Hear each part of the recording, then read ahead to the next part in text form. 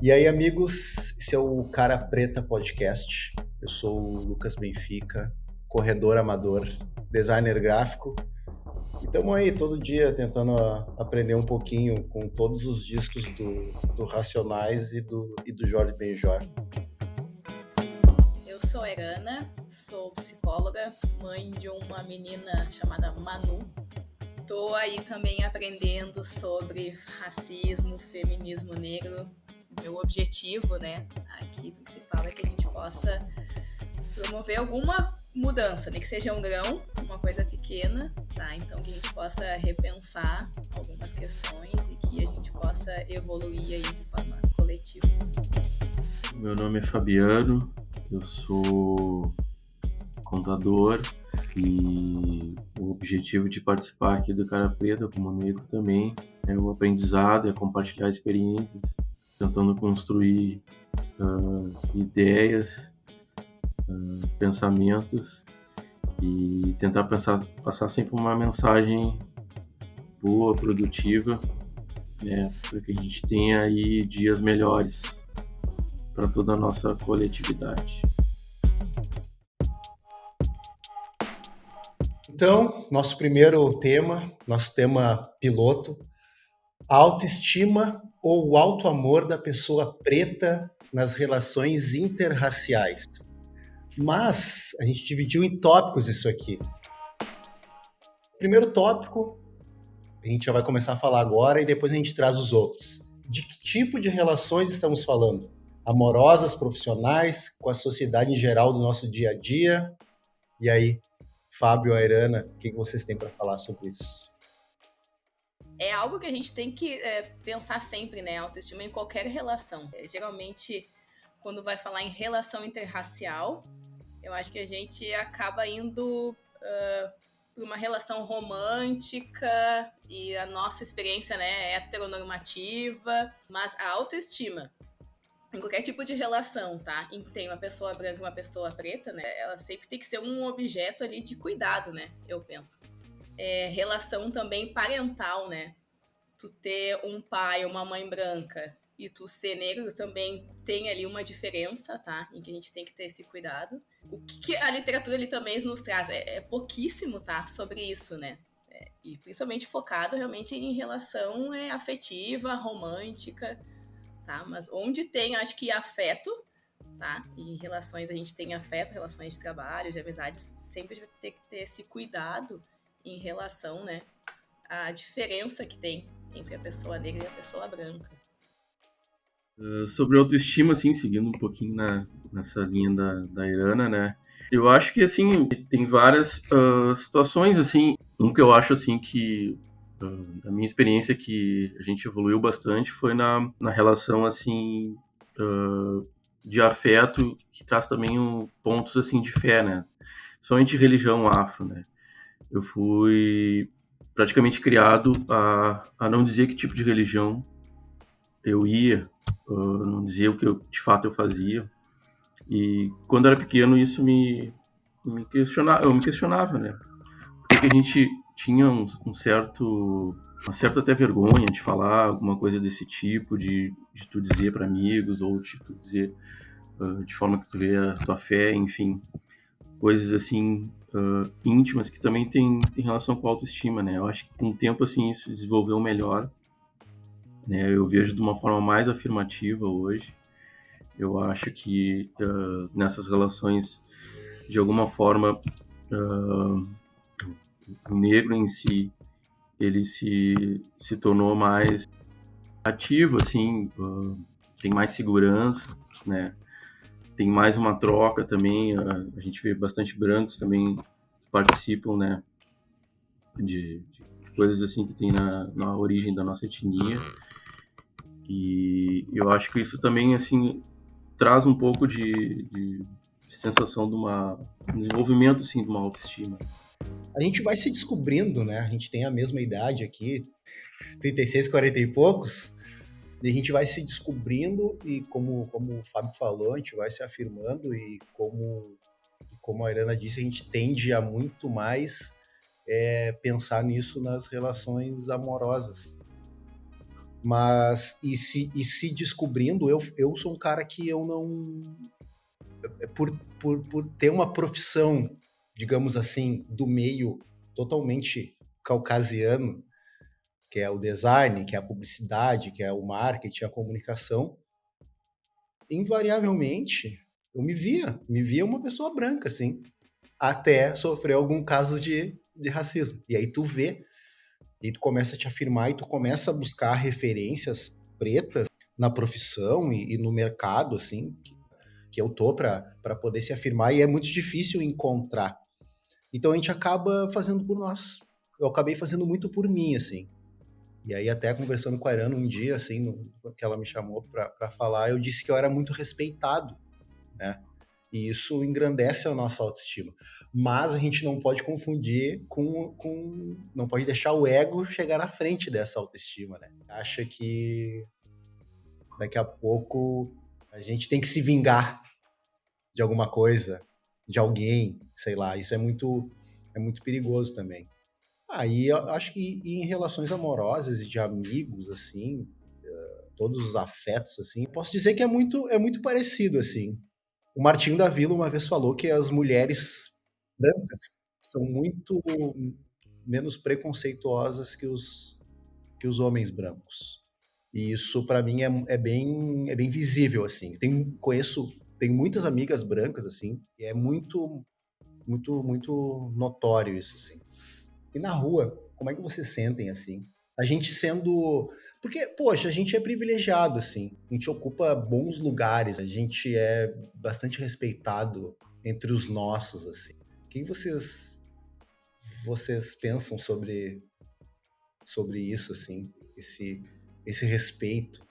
Vocês sentem que é respeito? Vocês sentem um pouquinho de inveja? Como é ser um preto, sei lá, uma preta e uma preta, entre aspas, privilegiado? Como que é isso? Em certos locais, somente trabalho, eu pelo menos, foi um desenvolvimento que eu fui fazendo ao longo do tempo, hoje eu já estou um pouco melhor, e eu de alguma forma tentava me autoafirmar de uma maneira assim, mais impositiva. Resumindo assim, não deixar dúvidas que eu tinha capacidade de estar ali, né? De ter diálogos, de confrontar qualquer pessoa, de participar com minhas opiniões em equipes, enfim, diversos locais, porque a gente faz parte de um contexto, né? A gente vive num ambiente de às vezes tem essa questão de polarização, tem essa questão de muito questionamento de ações afirmativas, de governos, de cota, enfim. E aquilo, a gente não vive numa bolha, tu vive num contexto onde de alguma forma tu vai estar ali desempenhando qualquer função e alguém, pode ser no teu subconsciente, tu vai pensar que alguém vai estar ali te vendo com um olhar assim mais criterioso, que não veria outro. Assim. Tive algumas situações assim, mas assim eu nunca me senti Preterido? não me senti tão preterido, não me senti tão afetado.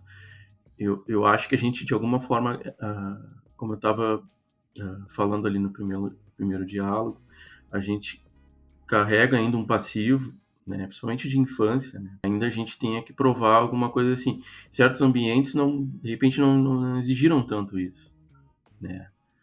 Mas a gente tem, como é que eu vou dizer, tem uma defesa prévia. Então, eu acho que a gente é ainda de uma geração que a gente tem ainda um certo passivo, assim, uma certa insegurança, né? Muito também de parte da gente, assim, né? Ô, Fábio, e tu é muito ativo na religião, assim. Tu acha que isso, na tua religião, né? E tu acha que isso... As pessoas são curiosas com isso, assim? O que tu acha? Essa curiosidade gera um preconceitozinho, um medo, assim? Eu acho que hoje, como eu citei, né, eu vejo uma aceitação maior no meu círculo, assim, das pessoas que conheço da religião afro, assim. Hoje eu tenho mais coragem até de dialogar e falar, do que era lá quando eu era pequeno, por exemplo. As religiões afro, de maneira geral, elas têm muita... Elas cresceram muito também, elas têm muitas pessoas brancas também que participam, E as pessoas falam com algum conhecimento, né, eu não escuto assim tanto desdém mais de alguma parte. Retomando um pouco a fala ali do Fábio, que eu achei bem interessante, né? E acho que tá muito ligado também à autoestima nossa, como pessoa negra, nos ambientes em que a gente está. E que efetivamente é exigido mais do negro do que do branco. E isso é uma forma do racismo estar presente nas instituições e nas relações. Então, se um branco ele tem que dar 8, o negro ele tem que dar 12, certo? Ele tem que entregar mais, ele tem que se dedicar mais, tá? Para poder realmente ser considerado. E isso tem um lado, eu não vou dizer positivo, né? Mas, bom, a gente tem que ir além e a gente está sempre indo atrás e a gente acaba sendo respeitado, sim, tá? Mas tem um custo, né? E o custo é o quê? Nunca é o suficiente, né? Então, tu tem que ser muito mais que os teus demais colegas brancos, tá? Para poder chegar no mesmo patamar.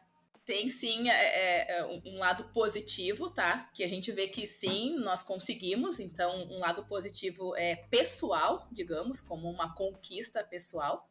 Tá? Eu, uma pessoa negra, consegui chegar, bom, num cargo de chefia, ou, bom, conseguiu ser respeitado, ou conseguiu, tá? Outras questões. Mas existe um custo muito alto, né, pra gente. Que é o quê? Horas de trabalho, é uma dedicação e é ver que o mesmo trabalho, a mesma entrega, tá? Que um branco teria pra gente, tá? Para os negros não é suficiente. O martelo para nós tem o peso dobrado. A gente já traz isso, né, de criança, quando a gente sofria racismo, que hoje é bullying. O próprio Silvio Almeida fala no livro dele, e outros autores também falam, que isso tem um peso psicológico. A gente começa a duvidar da gente. A gente começa a duvidar, a gente começa a se auto-sabotar. Se a gente não tem mais nada para falar sobre esse tópico, eu até queria sugerir o segundo já, que encaixa, porque a gente é gaúcho. E o segundo tópico desse nosso tema piloto, que é a autoestima ou autoamor da pessoa preta nas relações interraciais, o segundo tópico é justamente o Rio Grande do Sul, um estado racista. É possível uma pessoa preta exercer sua autoestima aqui sem sofrer questionamentos? Esse tema sobre o Estado, eu trago assim o ponto da questão cultural, né? Eu fui criado desde pequeno em escolas de samba, convivia muito com o Carnaval de Porto Alegre, e isso a gente tem muito arraigado. Era difícil assim de entender, as pessoas compreenderem que o Carnaval, por exemplo, era um encontro de família, entendeu? Para mim era isso. Eu fui criado com isso. Era um ambiente todo de família, sempre foi, ainda é até hoje. E era desprovido de qualquer coisa assim do carnaval convencional, assim, principalmente aquele carnaval quando a gente cresce, né? Que é basicamente o quê? Vai pra praia, aí tu é mais jovem, enfim, vai fazer festa, aquela coisa assim. O carnaval era uma data de família para mim. São gerações passadas, desde o meu avô.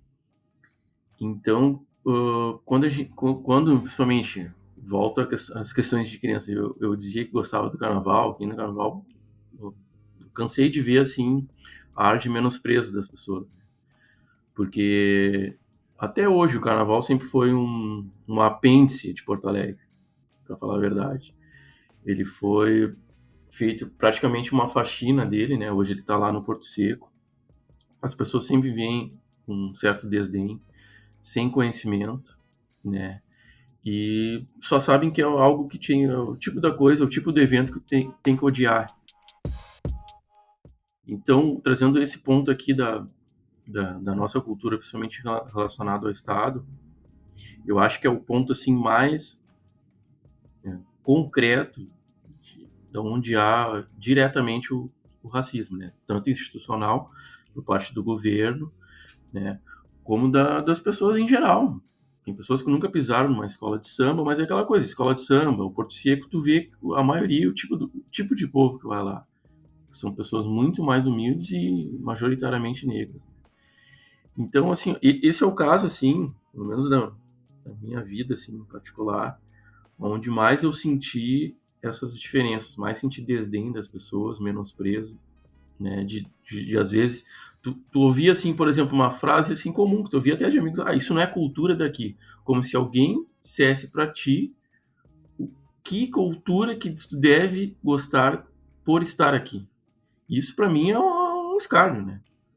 É algo assim que, tipo, eu gosto de uma coisa, isso não é cultura pra ti. Isso não é uma coisa que não existe. Fábio, o que, que é o aqui, né? Aqui no Brasil, aqui no Rio Grande do Sul, aqui em Porto Alegre, como é que tu vai delimitar isso, né? Enfim, é algo assim que, pelo menos assim, né, por eu ter essa história, de ser criado nisso, isso bate muito na questão íntima, assim, e é um ponto, assim, que, ao meu ver, assim, do questão cultural do Estado é a pior possível. Todo o estado, as pessoas gostam, né, de carnaval, mas elas gostam de um tipo de carnaval só, que a gente sabe qual é. E, pô, e o carnaval fora de época. Rio Grande, Pelotas. Uruguaiana é famoso, é um carnaval famoso porque ele é basicamente financiado lá por empresários, fazendeiros, enfim, eles trazem pessoas do Rio de Janeiro e aquilo tem um certo glamour, né, por parte deles. O que não acontece diretamente aqui com o Carnaval de Porto Alegre, né? Tem muito, não teve, na verdade, o Carnaval nosso não desenvolveu, não teve uma aceitação da elite de Porto Alegre. Esse é o fato. Como em todos os locais do país, por ser uma festa popular, a elite, com o tempo, se desenvolveu e abraçou. O Rio de Janeiro era igual aqui. A diferença é que lá aquilo virou um produto, um negócio.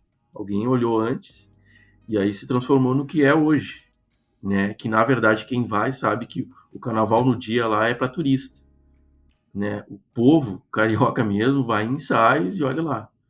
Aquilo virou um produto, por isso que é aceito, né? E ele é capitalizado e ele é muito mais desenvolvido. E isso não ocorreu aqui. Aqui ele é marginalizado ainda. Eu vejo que o samba, no geral, aqui é mais, não só o carnaval, né? Mas o samba, rodas de samba, esses momentos que tem aqui no Rio Grande do Sul, eles são. Não tem realmente nenhum financiamento, é de pessoa preta, e daí vem também a questão social, né?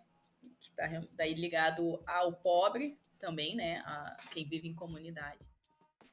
Respondendo a tua pergunta, acho que não tem como, tá? A gente exercer aqui a nossa cultura, tá? Sem questionamentos. Acho que não tem como.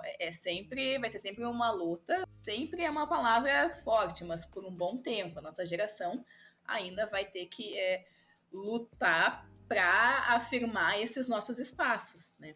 Porque ao mesmo tempo que o Carnaval de Porto Alegre ele foi para o Porto Seco, a gente tem o St. Patrick's Day hoje em dia sendo totalmente celebrado em todos os bares e moinhos de vento, que é, né, um bairro nobre de Porto Alegre, e Quarto Distrito, que é um local que está sendo levado pela prefeitura para ser o novo Novo centro de diversão.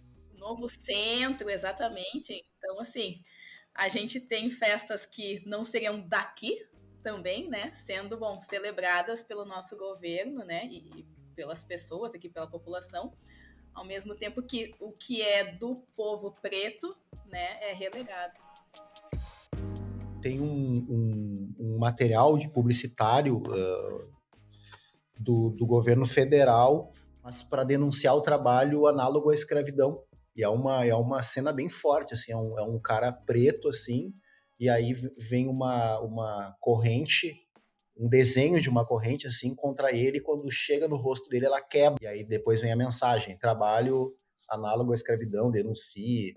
Olha isso, né? A gente teve agora há pouco o caso lá das vinícolas, que mostram que isso é muito forte ainda, e agora aqui eu estava procurando para confirmar uma informação que eu já tinha escutado, que o Rio Grande do Sul tem a maior adesão a religiões afro no país. Pô, se isso não é total contraditório, né?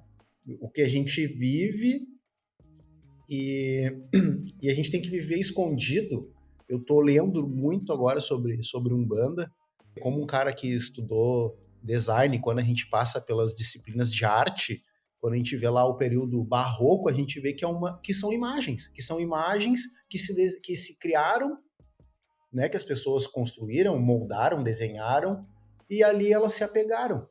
E disso vem muito a religião. Então tu poderia ter criado qualquer imagem ali, né? E na própria Umbanda tem lá nos templos, tem imagem de Jesus, Cristo, e tem imagens de outras coisas. Mas é o Jesus aquele, né? O Jesus Brad Pitt. Na questão aí que tu citou da religião, ter essa aderência, né? A questão da religião, ela tem muito, assim, da pessoalidade. Muitas pessoas, como eu disse, muitas pessoas, de repente, participam da religião afro e não se dizem que fazem parte.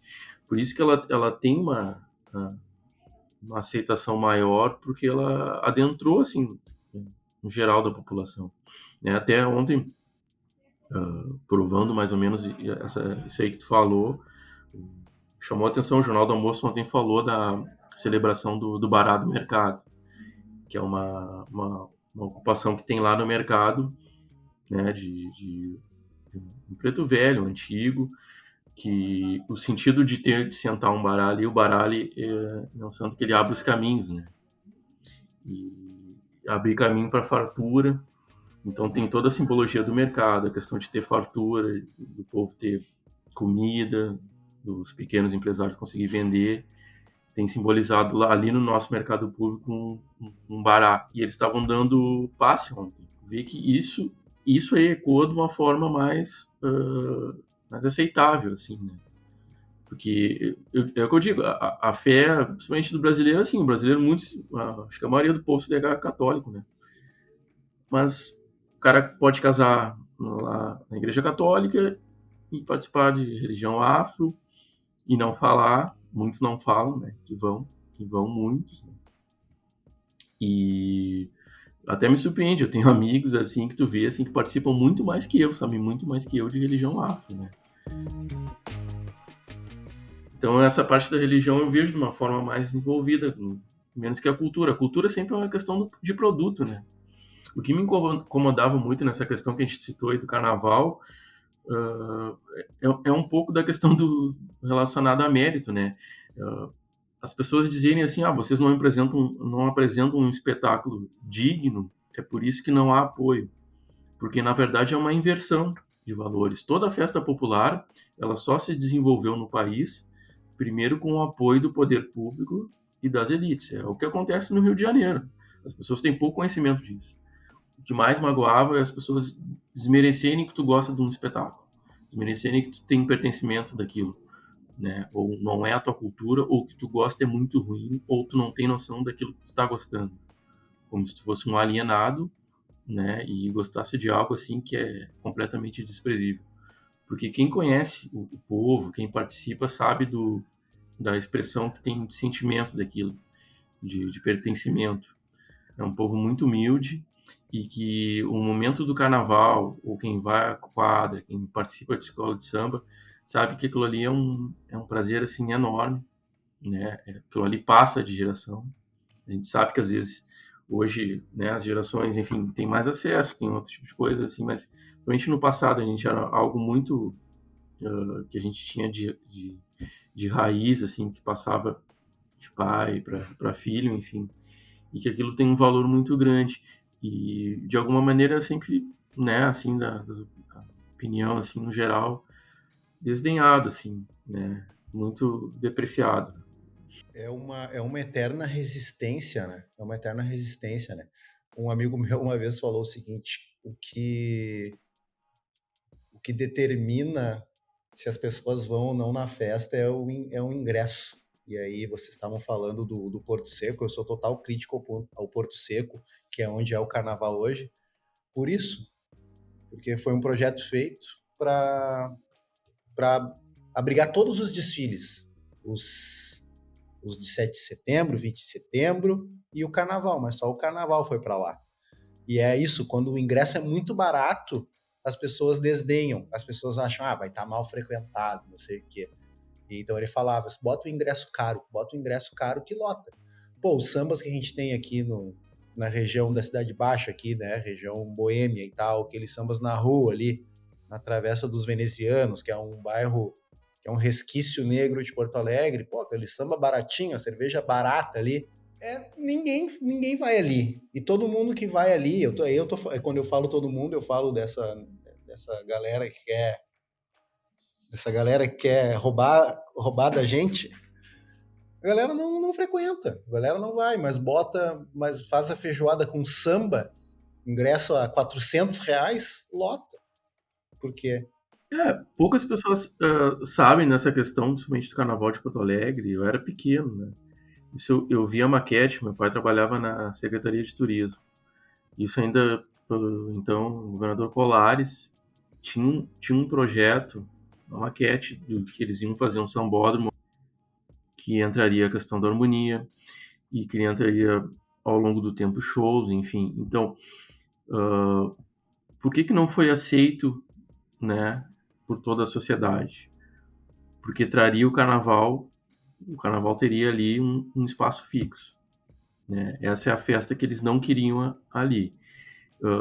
Imagina assim, ó, se esse projeto se ele acontecesse de fato, talvez o que teria evoluído o carnaval, certamente as escolas ganhariam outro público, as escolas ganhariam um público mais branco, outras pessoas iriam frequentar e aquilo também ia se tornar um produto.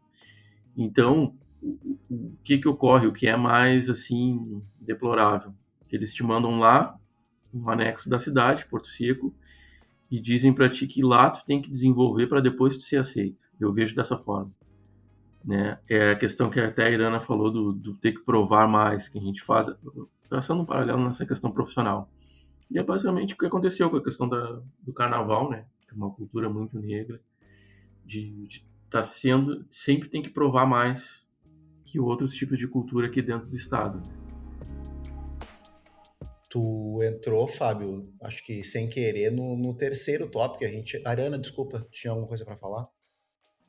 Não, pode seguir aí. Eu ia falar que tá realmente bem perto, né, do terceiro tópico que a gente pensou para esse podcast. A gente começou a encostar nele, que é a música preta brasileira, né? MPB, rap, funk, samba, carnaval, como um exercício de autoestima para o povo preto. E por que ela incomoda tanto? Os nomes dos grupos dos anos 90, de pagode, assim, do Rio de Janeiro e tal, foi quando explodiu, assim, né? Popularizou mais o pagode. Eles eram exercícios de resistência, né? E até de autoestima. Só Preto Sem Preconceito, Soueto, Negritude Júnior, eram exercícios, eram a política sendo feita, exatamente. E em algum momento elas incomodaram. Só que isso começou a tocar tanto, isso começou a ser tão executado, tão bem, tão consumido, que as televisões tiveram que começar a abrir para esses grupos, e isso foi um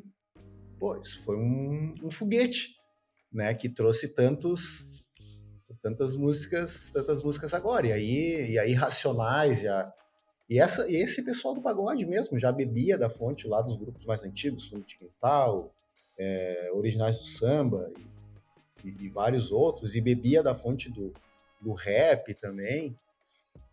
Mas e por que ainda incomoda? Por que ainda incomoda tanto? Porque as pessoas escutam escondidas, né? Mano Brown falou, né? Seu filho quer ser preto, hack ironia. Eu acho que incomoda um negro alcançando um lugar de destaque. Isso ainda incomoda. Então, aquilo que é representativo do povo negro tendo um destaque, então isso vai incomodar. Por que o samba, o pagode e o próprio carnaval, o rap, eles são considerados, assim, de segunda linha, digamos assim, né? Porque é o povo negro ali se expressando, né? Então, existe o pacto da branquitude, né, que é tão falado hoje em dia, pelo menos na minha bolha é tão falado hoje em dia. Espero que seja muito falado, tá? Eu sempre tenho um pouco de medo, assim, que talvez eu esteja me relacionando com pessoas que, bom, falem sobre racismo e branquitude e que isso seja só aqui, mas espero que não, né? Que isso esteja no mundo. Mas, então, incomoda isso, né? Incomoda algo representativo do negro ocupando um lugar e ganhando destaque e sim, e ganhando grana e ganhando dinheiro, tá? E isso sim incomoda, tá? Porque a ideia é o quê? É manter tudo como tá. E entrando em lugares brancos, né?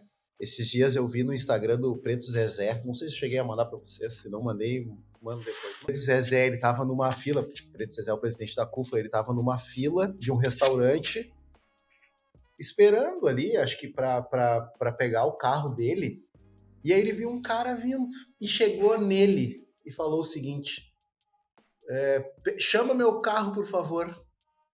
E aí ele disse que foi um roteiro de cinema, assim, porque assim, ó, 3 segundos depois chegou o carro dele. Aí ele olhou pro cara e falou, eu não dirijo carro de menos de 400 mil. E o carro dele, acho que era um Porsche, alguma coisa assim. E ele entrou no carro e o cara se jogou na frente do carro dele e falou, cara, desculpa, 1000 desculpas, pelo amor de Deus. Aí ele abriu o vidro e falou, olha, aí ele explica que é um corretivo psicológico, alguma coisa assim. Olha, cara, eu não sou adepto à violência e tal, né? Embora tenha vontade de usar violência nesse momento. Só que é o seguinte, nunca mais vai esquecer essa cena. Então, esse tipo de resposta, assim, elegante, né? É muito difícil de ser dada. E aí eu lembro do Girão lá, oferecendo um feto pro Silvio Almeida. E ali, para mim, é racismo, porque o preto vai ser provocado. Ele vai ser provocado porque ele tem justamente que provar que ele merece estar ali, né? E se ele mereceu estar ali, não, peraí, tem alguma coisa errada, nós temos que derrubar. E beleza, não só a música incomoda, né? Mas tudo, mas a música pô, eu vejo muitos os clipes, os vídeos do Emicida e eu sempre vejo os comentários no YouTube, assim, eu tenho essa mania. E o quanto de gente que comenta ali dizendo, cara, eu acordo, escuto a tua música e pego o metrô e minha vida assim, ó, sobe, minha adrenalina sobe, tu mudou minha vida com a tua música. Eu acho que até de certa maneira é curioso, né? Porque a questão da música eu vejo muito um ponto aí que é fundamental, que é acho que nada assim escapa de uma aceitação na sociedade que a gente vive quando aquilo vira produto, né? Que é a questão do capitalismo.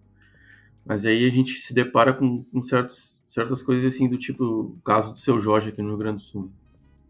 Ele é um cara consagrado, né?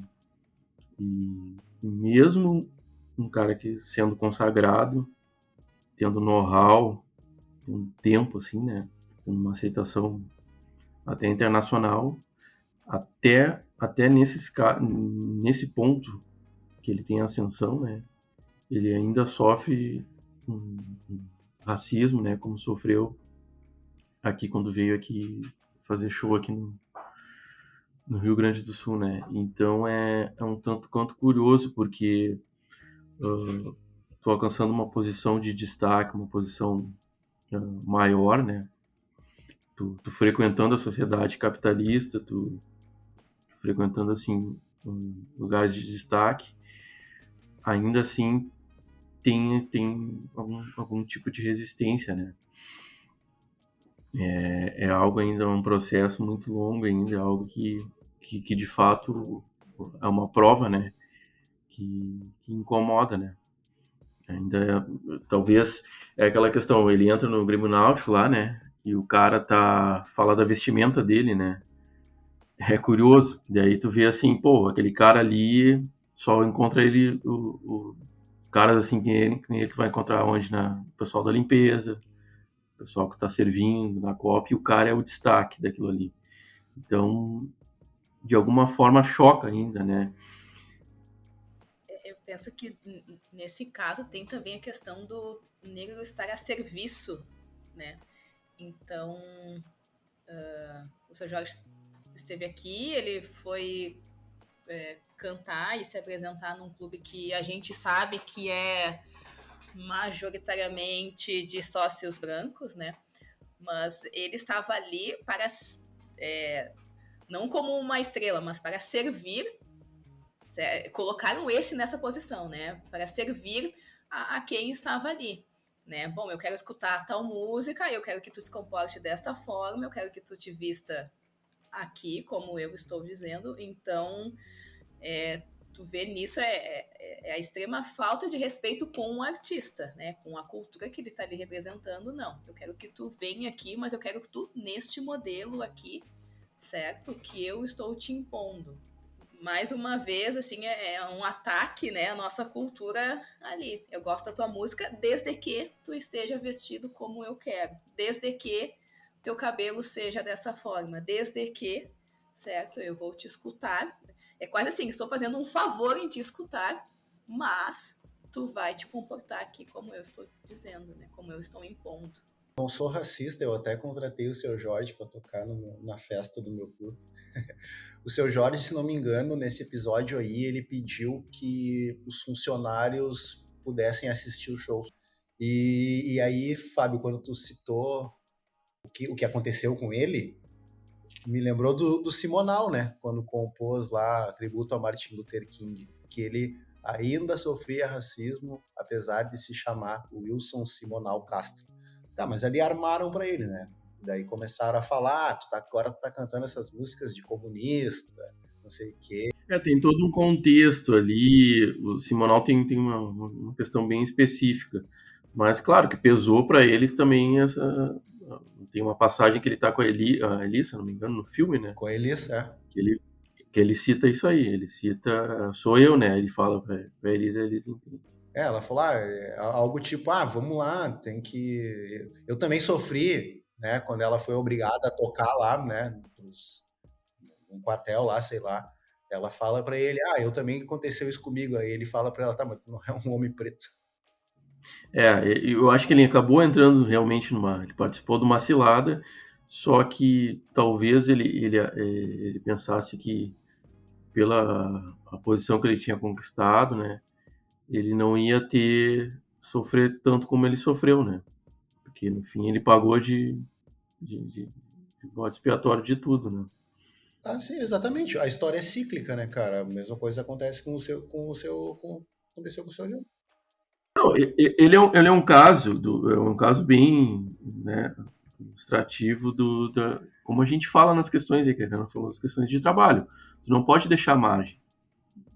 Eu até assim, eu vejo muito dessa posição, assim, quando eu, enfim, estou trabalhando, aquela questão assim, às vezes não é, tem também de tu ser no, ser o melhor, mas é a questão que tu não pode deixar brecha, deixar margem para erro, né? E a questão do Simonal isso aí exemplo, porque se o outro errar, ele ainda vai ter uma segunda chance. Você agora, se tu errar, vão te citar, não, mas tu tá vendo? Ele errou porque ele é cotista, então por cota.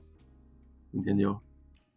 Então eu vejo muito mais no sentido de defesa, de tu te autoafirmar né, nessas posições. Principalmente eu citei a questão de trabalho, e dá pra gente relacionar com essa questão que ocorreu com o Simonal.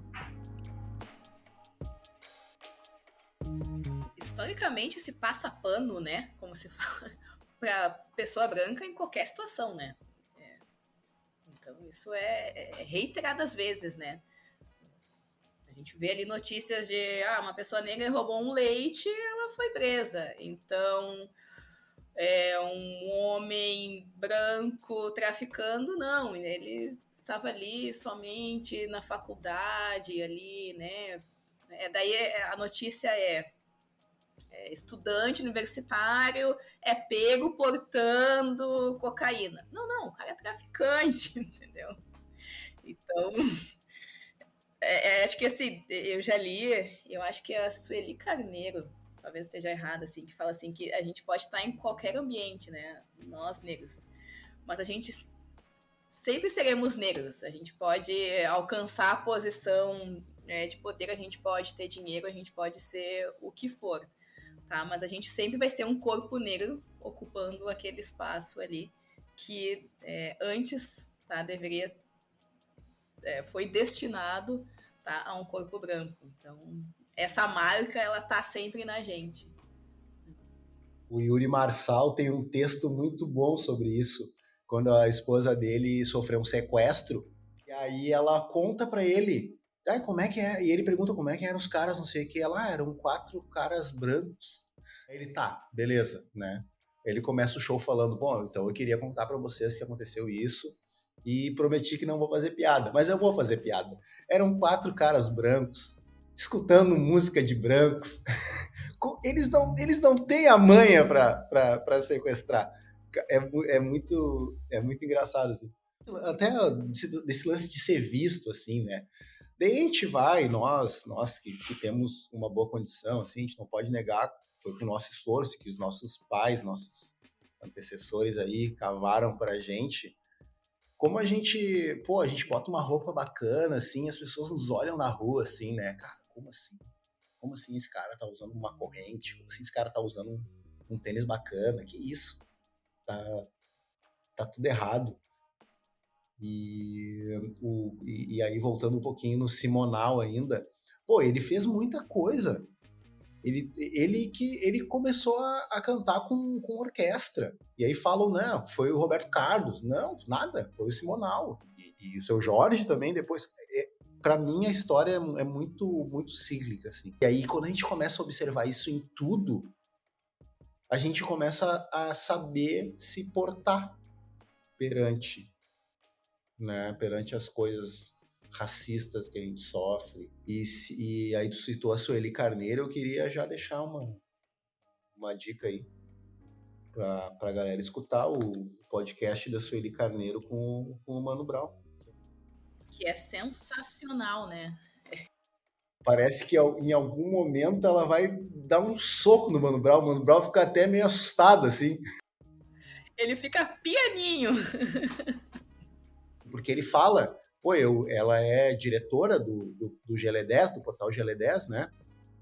E ele fala, a gente lia e tal, né? Mas é muito... E aí acho que foi a primeira vez que ele conversou com ela, assim. E ela faz algumas críticas a cantores negros, assim. Principalmente ao Gilberto Gil. Ela faz críticas ao Gilberto Gil, assim. Em algum momento ele tentou fazer o mito da democracia racial, tentou embranquecer, assim, a família. É uma crítica bem forte que ela tem a ele. Eu sou muito fã do Gil, assim, mas eu acho que a crítica é válida. Toda crítica é válida. E vamos retomar, né, o que o Fábio também colocou. As pessoas negras, elas não são perfeitas, né? Então a gente pode errar, a gente pode, às vezes, olhar e pensar, cara, olha só o que eu pensava antes, e a gente evolui. Então, de novo, né? Não, o cantor negro ele tem que ser perfeito do início ao fim da sua carreira. Não. Então, assim, e talvez ele possa continuar errando e ok, tá? E tudo bem, a gente pode gostar da música de alguém e mesmo assim ter críticas em relação a algum posicionamento que tenha, né? Queria citar acho que o Fábio vai falar alguma coisa, mas queria citar o Naldo, que quando ele mora em Miami, ele é moranguinho, mora em Miami, São Paulo e no Rio de Janeiro. E ele é amigo, ele conhece os rappers, ele conhece a galera. E nos Estados Unidos, uma vez que ele foi, assim, eu ouvi isso no podcast do Denilson, eu acho. Ele contando que chegou nos Estados Unidos e a galera perguntando, cadê teu Rolex? Por que tu não tá usando um Rolex? Não tenho, não, tu tem que usar um Rolex. Tu conquistou onde tu chegou, tu merece usar um Rolex. Que existe essa coisa, assim, do negro americano, embora seja nos Estados Unidos, 13, 14%, né, da população é preta, mas parece que é 99%. E, e eles se botam pra cima, assim, não, meu, vai usar um Rolex. Eu já ouvi histórias que quando passa uma mulher, assim, uma preta, assim, com um cabelo diferente, assim, meio que a galera fala, assim, na rua, pô, que massa esse teu cabelo, não sei o que legal. E aqui, aqui é aqui. Aqui o negro, ele tem, assim, é difícil a gente falar no geral, né? Porque também isso é um erro que às vezes a gente comete, né? De falar o povo negro. Bom, a gente não pode falar por todo mundo, né? Mas existe também o que eu percebo, assim, uma tendência que a gente tem a se tentar não aparecer tanto, né? Vamos olhar lá para a cultura africana, sempre foi o quê? Se usava muita roupa colorida, aparecia turbantes enormes na cabeça, e aqui a gente tenta passar meio despercebido, sabe? A gente tenta se misturar, né? E daí, bom, tem todas as questões aí de embranquecimento, né? De apagamento da nossa cultura também, né? A gente tenta se misturar, eu acho, tá? Não aparecer tanto, mas, de novo, assim, a marca tá na nossa pele, né? Não é na nossa roupa, não é no Rolex que tu vai usar ou não, né? Não é no cabelo crespo ou liso. Que historicamente o Brasil ele teve um processo mais de miscigenação no sentido de tu ter até sobrevivência e ascensão social. Isso é uma coisa que às vezes a gente tem que separar muito relacionado aos Estados Unidos, porque os americanos, até de uma geração, a gente vê o que? Década de 60, Martin Luther King, década de 60 na história é semana passada, assim, é muito pouco tempo. Eles viveram apartheid, né?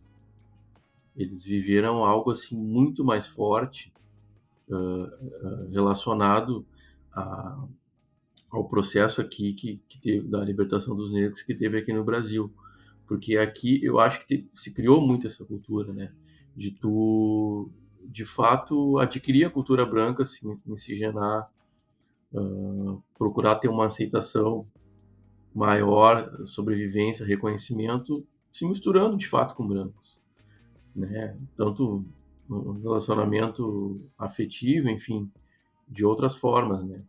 E eu acho que nunca teve uma questão de exaltação, nem a Irana está dizendo, né, da tua própria cultura.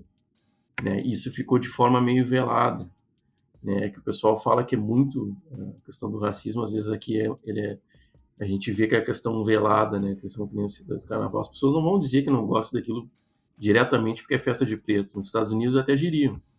Mas aqui é aquela coisa, eu coloco bastante empecilho, né, em algo que na verdade eu não quero dizer porque eu não gosto. Né? É algo assim que ele permeia assim um inconsciente coletivo, né? Aquilo ali não vai prestar porque a gente sabe que tem aquele tipo de pessoas ali, só que a gente não vai dizer. Né? Então, de alguma forma, a gente acabou, eu acho que entrando, e isso assim, a gente vai crescendo, né? Vai mudando opiniões. Eu não julgo muito as pessoas que de alguma forma buscaram a miscigenação, porque isso no passado foi até sobrevivência. É complicado da gente julgar, porque hoje a gente vive assim, numa posição mais desenvolvida relacionada ao que os negros antigos eram. Né? Eu sempre tenho esse senso crítico de julgar. Assim. Hoje a gente tem mais acesso à informação, né? Hoje a gente tem um certo respeito que eles não tinham no passado. Eles viveram numa época completamente diferente, era muito mais difícil, não tinha essas ações afirmativas que nós temos. O Xangô das Águas, Fábio, fazendo justiça. Eu acho que isso que tu falou, Fábio, é muito importante, assim, que a gente olhar com carinho os nossos ancestrais, sabe? É quem veio antes da gente. Eles fizeram o possível dentro das ferramentas e dos conhecimentos que eles tinham, assim. E isso vale para tudo. Né? E pensando, assim, no povo negro em si, eu acho que se preocupava, assim, com questões de sobrevivência, sabe? Então, assim, tinha que sobreviver. Bom, eu vou sobreviver baixando a minha cabeça? Cara, eu vou baixar a minha cabeça. Então tá. Eu vou sobreviver tendo que me relacionar e me embranquecer? Bom, então tá. Então acho que se tinha essa questão muito importante, assim, né? E assim, deu certo porque nós estamos aqui. Tá todo mundo bem? Tá todo mundo super sadio, com nenhum problema psíquico? Não, né? Nosso povo tá sofrendo ainda, tá? Mas nós estamos aqui. Então, assim, bem ou mal, aquilo que eles fizeram nos trouxeram até onde a gente tá e a gente tá podendo falar e discutir sobre isso, sabe? Então, realmente não tem julgamento olhando para o passado. Eu sempre, às vezes, me pego, assim, nas meus delírios filosóficos, né? Como seria o meu diálogo com algum ancestral que estava sofrendo no tronco? O que ele falaria para mim de dificuldades e o que eu falaria para ele de sentir dificuldades hoje em dia. Então, com o tempo, eu penso assim, a gente de alguma maneira vai valorizando essas pessoas, as histórias, e, e é aquela coisa, a questão de estar numa posição mais confortável, né? É complicado, é muito complicado de julgar quem vivia para sobreviver, né? E até uma forma assim, da gente valorizar, né? Que nem tu falou, a gente não ainda há muitos problemas a serem enfrentados, enfim. Enfim, a gente está discutindo isso, citando isso. Mas, de alguma forma, eu sempre tento ver pontos assim, positivos, coisas que a gente possa valorizar, né? Coisas que a gente pode trazer de bom para a coletividade. E sempre me pego pensando nisso, né? Como seria o meu diálogo com quem estava no tronco? Será que eu não, de alguma forma, eu estou honrando isso? Eu estou levando para frente bons valores? Será que isso está se mantendo? Será que eu não fui muito crítico das gerações passadas, de alguma forma? Eu acho que isso é um ponto de maturidade, que até o povo negro em si, o ativista negro, ele tem que ter, que é uma questão do macro, né? A história ela não se faz na nossa época só, na nossa geração. Né? Ela tem muito mais tempo. Então é algo assim que eu sempre eu me questiono, né? Até não falo muitas vezes para as pessoas, mas eu me pego assim, às vezes tentando imaginar como seria esse diálogo, né? Com quem estava lá no tronco e teve que suportar para eu estar aqui hoje falando aqui com vocês nessa posição boa aqui, confortável. Nesse exercício de afirmação, assim, eu acho que, falando de música de novo, eu acho que incomoda tanto porque outros povos não precisam se afirmar. Outras cores, outras pessoas com outras cores não precisam se afirmar. Embora não tenham, desculpa aí, pessoas brancas que eu conheço, não tenham construído nada. O que as pessoas brancas construíram assim? Desculpa se eu estou sendo provocativo até. Mas, pô, a gente pega a história da Europa, a gente viu no Pantera Negra, assim, metaforicamente, que o pessoal vai lá para a Inglaterra para buscar para buscar lá o que foi roubado da África. Agora, se não me engano, a Inglaterra de novo disse que vai devolver para a Nigéria o ouro que roubou. O National Geographic já disse uma vez que foi racista nas capas. Pô, o que as pessoas brancas, o que o povo branco inventou assim? Se apropriou e agora a gente tem que ir lá buscar de volta a nossa música para dizer que é nossa.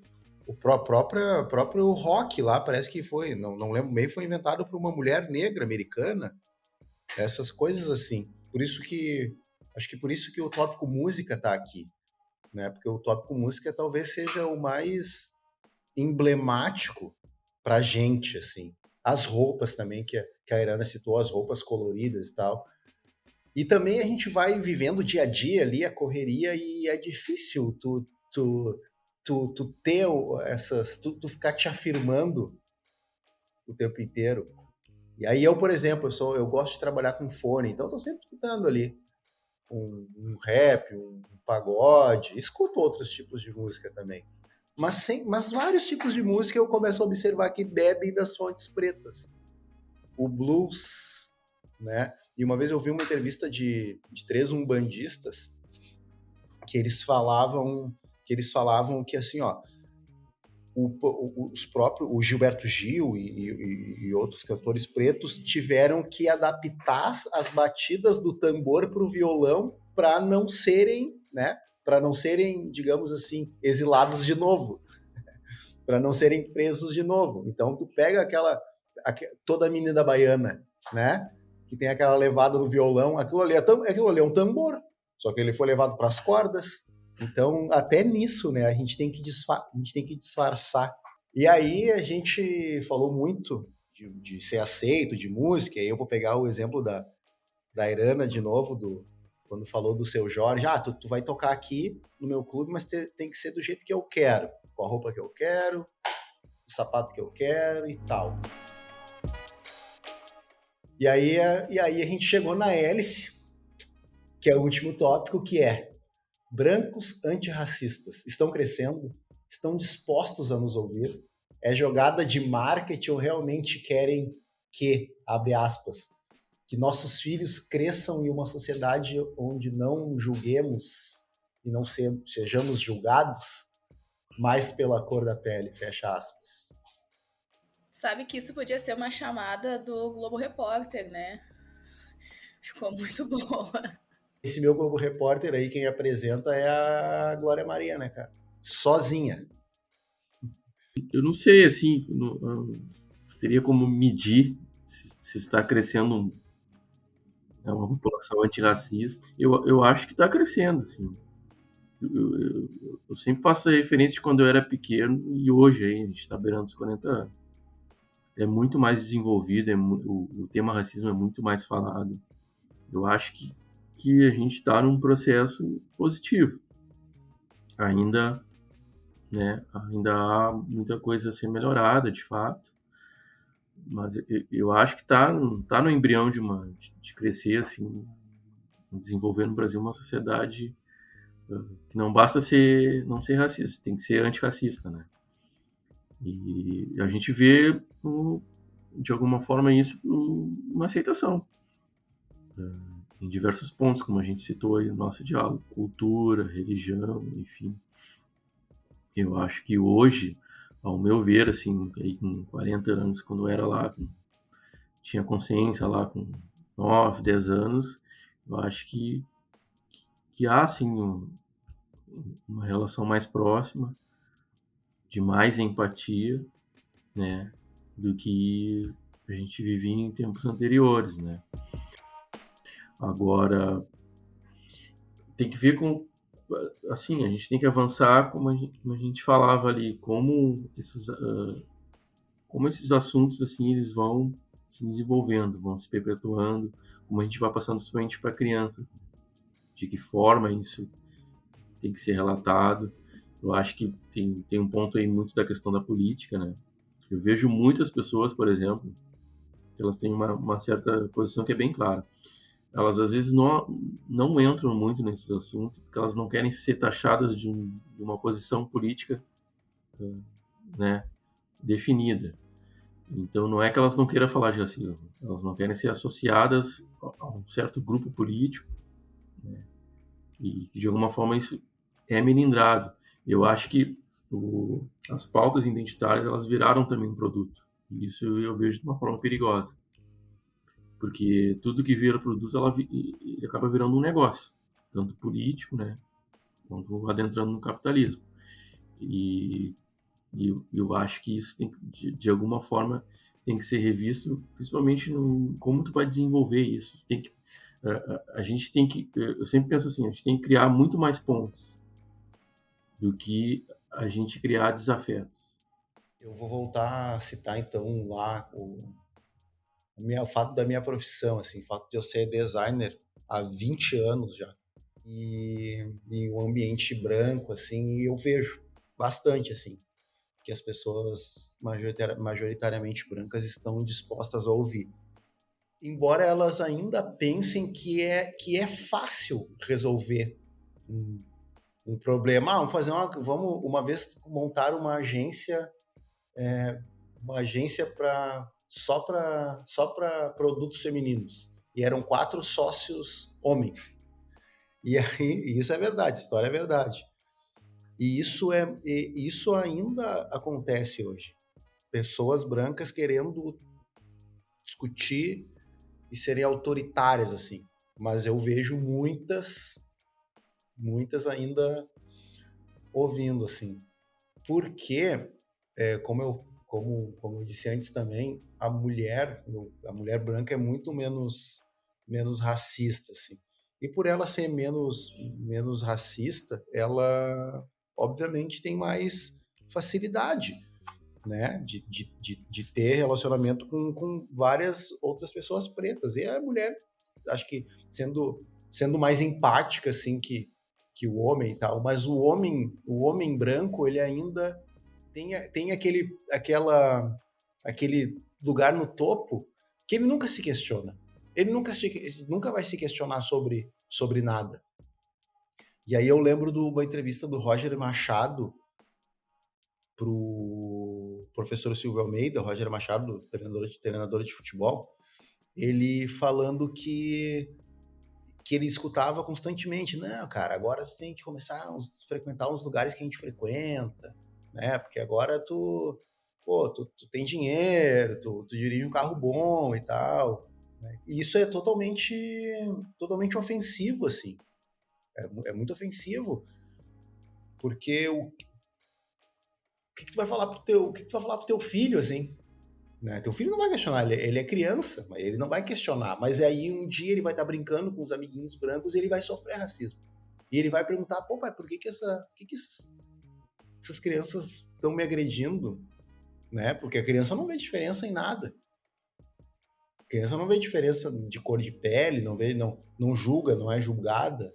Quando a gente perde a infância, aí falando um pouquinho de criatividade, só fugindo um pouquinho, quando a gente perde a criança que a gente começa só a construir muro, né? Esses muros vão tirando a gente do prumo, assim. E aí, ninguém nasce racista. E se a gente consegue ensinar o ódio, a gente pode ensinar o amor para as crianças. A gente pode ensinar o que é certo.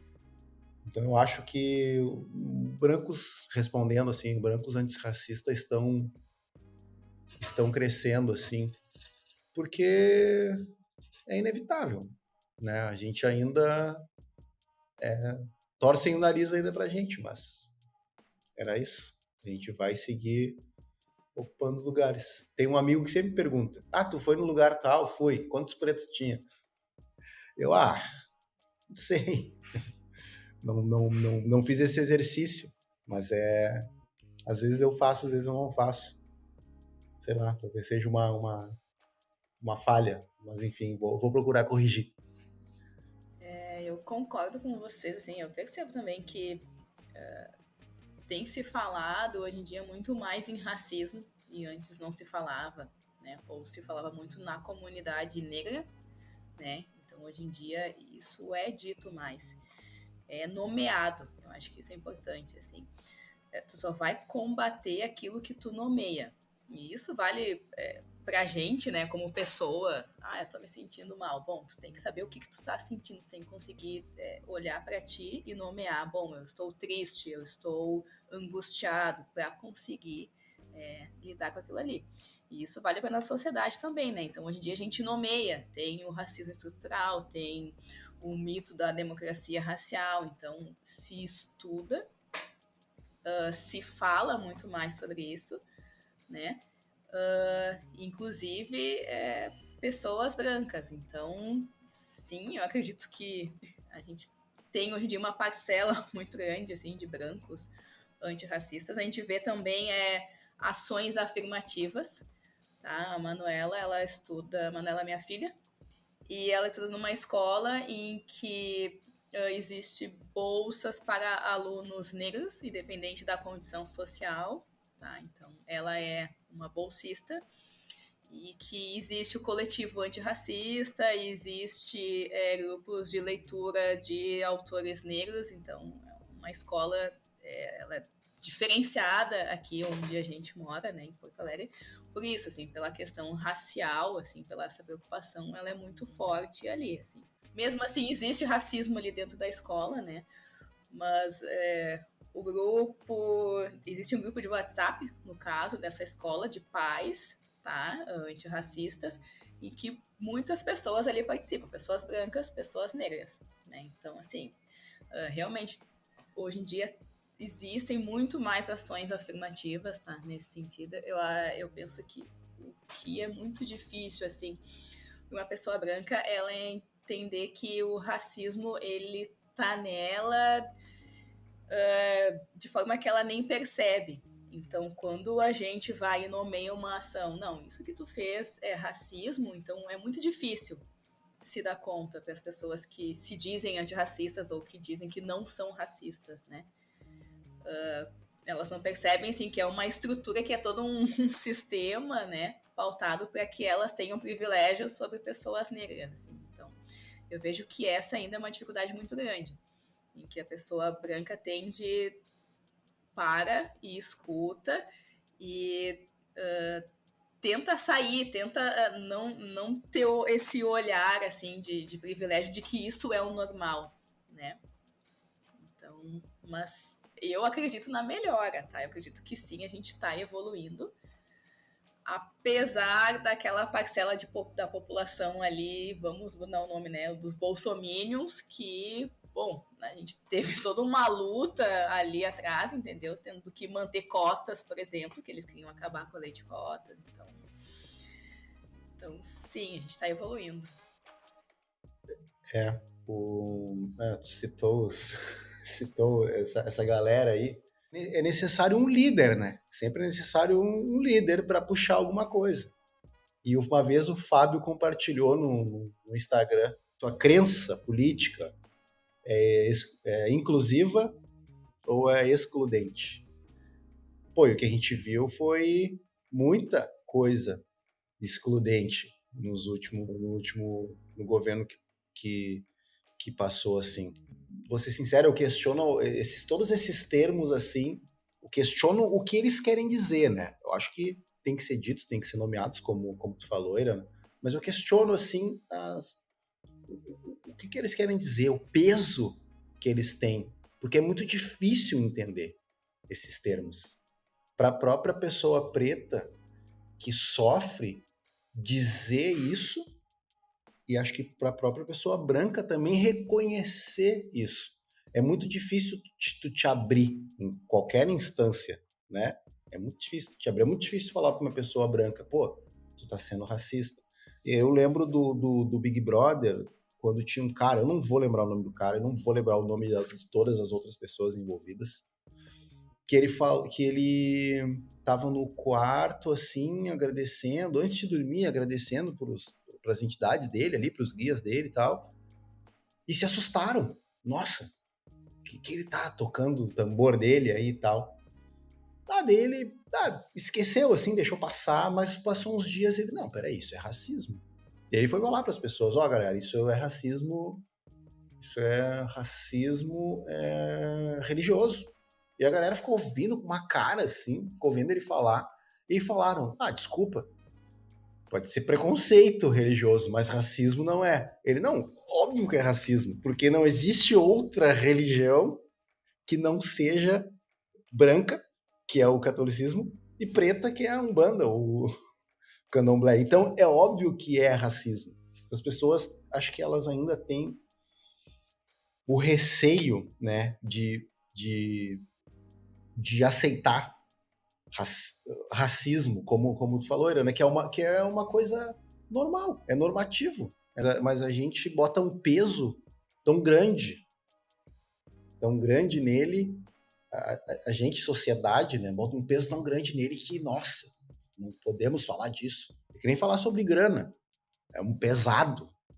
E aí, para citar uma passagem também com criança, a minha sobrinha, na escola dela, a minha irmã me mandou tinha um grupo de crianças fazendo saudações nazistas. Crianças compartilhando no WhatsApp saudações nazistas. Nossa, 2023. Pô, e aí eu fui falar com amigos e amigas que são pais, assim, e mães, e aí me disseram, isso aí acontece porque as crianças ficam soltas na internet, soltas com o smartphone. E o que antes era deep web, né, muito profundo, hoje a gente fala que é mainstream, né, que é muito fácil de encontrar. Até quando tu digitava, quem fez esse exercício foi o AD Júnior. Ele fazia o exercício de digitar nazismo no Google e aparecia coisas muito naturais, assim, sobre o nazismo. Aparecia coisas positivas, entre aspas, sobre o nazismo. E aí, beleza, ao mesmo tempo que pessoas brancas querem nos ouvir, né, ainda tem uma parcela que veladamente reclama do marco civil da internet, da lei das fake news, porque acha que vai ser censura. Não, galera, não é censura. É só para proibir que discursos de ódio sejam ainda compartilhados. É muito perigoso. Eu queria que essa galera se confrontasse, assim, os brancos bons e os brancos ruins. Porque, pô, quem inventou o racismo? Não fomos nós três aqui, pretos. Então, quem inventou que resolve isso aí. E eu acho que tu tocou num ponto bem importante, que isso é uma coisa também que é muito dita pelos brancos, assim, não, mas isso não é culpa minha, né? Quando eu nasci já era assim. Então, ok, quando nasceu já era assim, mas vamos mudar a partir de agora, então, né? Vamos evoluir para as novas. Quando eu nasci, o meu bisavô era escravo, sabe? Então tá na hora da gente alterar isso que é o normal, né? Eu acho que, assim, trazendo aí a palavra do nosso tema piloto, a questão de autoestima, né? Eu acho que a autoestima, ela é o princípio de todas, eu já conversei isso com o princípio de toda essa questão da geração de preconceito, porque existe uma parcela da população branca que, quando ela vê o Estado assumindo posições identitárias, a questão das ações afirmativas, ela também faz esse questionamento: eu também sofro, eu também tenho as minhas dificuldades, né? E, como eu trouxe um outro ponto, o grande desafio é a gente criar pontes e criar diálogos com essa parcela, porque essa parcela ela vai ser cooptada por grupos mais radicais, como foi o que aconteceu no Brasil. De alguma forma, ela vai ser levada a um outro lado, né? A ver a questão da ascensão racial do negro como um inimigo, né? Ele ganha benefício e eu não ganho, então eu vou por outro lado. Então, por isso que eu acho que é muito importante a forma como a gente debate. É muito importante a gente não excluir e desenvolver muito mais o amparo, né, em qualquer ambiente, qualquer local, porque isso tu vai sempre semear ideias, tu vai trazer conhecimento, né, e de alguma forma a gente vai se postar se mostrando de uma forma que a gente não é, a gente quer o respeito, a gente não quer ser inimigo. Acho que esse é um ponto fundamental, né? Eu acho que de fato a gente está avançando, né? Muitas pessoas estão dispostas a ouvir, né? Aí, como a Irana cita a questão da filha dela, era inimaginável a gente lá, né? Era na nossa época lá de colégio, que a gente ia falar em autores negros ou falar sobre racismo, era algo assim que tu não tinha a menor, mas nunca era falado. Então, a gente já vê que é um processo que é salutar, que é algo que é muito bom, que a gente vê que está ocorrendo, que esses temas eles estão se desenvolvendo. Mas eu insisto, no debate público, muito mais que a gente criar conflito, a gente tem que criar assim, situações de amparo, é o que eu vejo. Buscar semear sempre, né, de alguma forma, que eu acho que ao longo prazo, né, como a gente está vendo, vai crescer ainda muito mais essa parcela maior de antirracista, que ali na frente não vai aceitar discurso radical, né, para ser cooptado como ocorreu aí nos últimos anos aqui no país.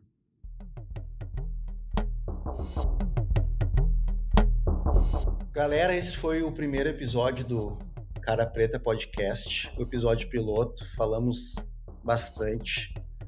Voltaremos em breve. E para fechar, uma dica de cada um, eu vou começar com a minha. Tem uma livraria aqui em Porto Alegre, no Shopping Praia de Belas. Não sei se tem em todo o Brasil, espero que tenha. E que lá tem um setor negritude. E me chamou a atenção que fica no setor infantil. Só livros para crianças pretas e brancas lerem, mas livros que contam histórias pretas. Tem o Pequeno Príncipe Preto, por exemplo, lá.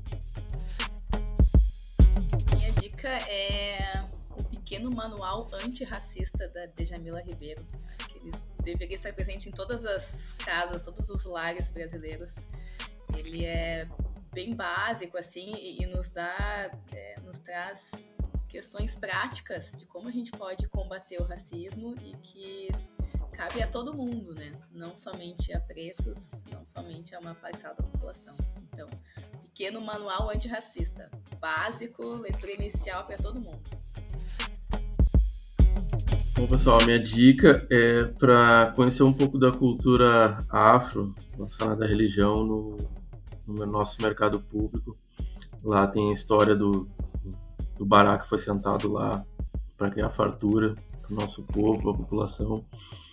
E eu acho que é um bom local para a gente conhecer, tirar algumas místicas, né, em torno da questão religiosa afro e ver a importância, o fundamento que tem a presença das entidades afros ali, que estão bem no centro da nossa cidade. Fica a dica.